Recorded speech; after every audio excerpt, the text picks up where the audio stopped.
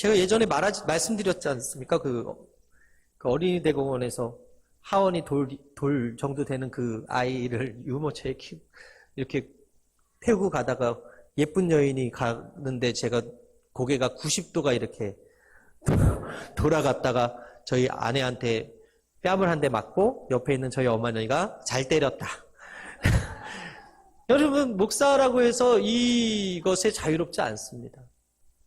그런데요, 우리가 요셉을 보면서 배워야 될 것은 그 자리를 피했잖아요. 음란한 그 유혹을 그 자리에 머물러 있지 않았잖아요. 바세바가 아니구나. 누구죠? 보디발의 아내의 그 끊임없는 간청과 유혹에도 넘어가지 않은 것은 그 사람과 함께하는 시간을 줄였잖아요. 그 음행의 자리를 떠났기 때문에 그렇거든요. 여러분, 늘 음행이 있기 전에 간음이 있고, 간음이 있기 전에 보는 것이 있는데 그 보는 것을 조심해야 된다라는 거예요. 우리가 청소년들이나 청년들이 참 조심해야 될 게, 예전에는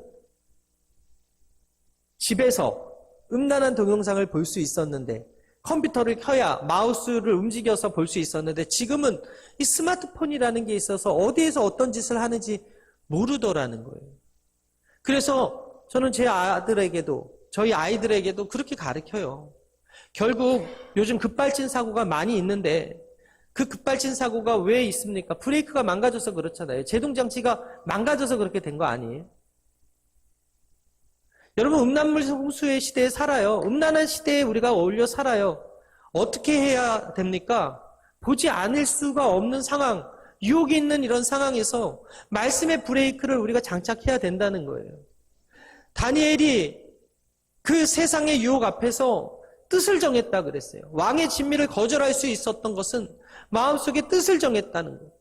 여러분, 하나님 말씀의 브레이크를 장착할 때 비로소 이 음란과 이 간음에서, 이 음행에서 자유해질 수 있는 거예요. 여러분, 점점 교회 떠나는 청년들, 청소년들이 많아요. 점점 하나님의 말씀을 듣기 싫어하는 사람들이 많아요. 어떻게 됩니까?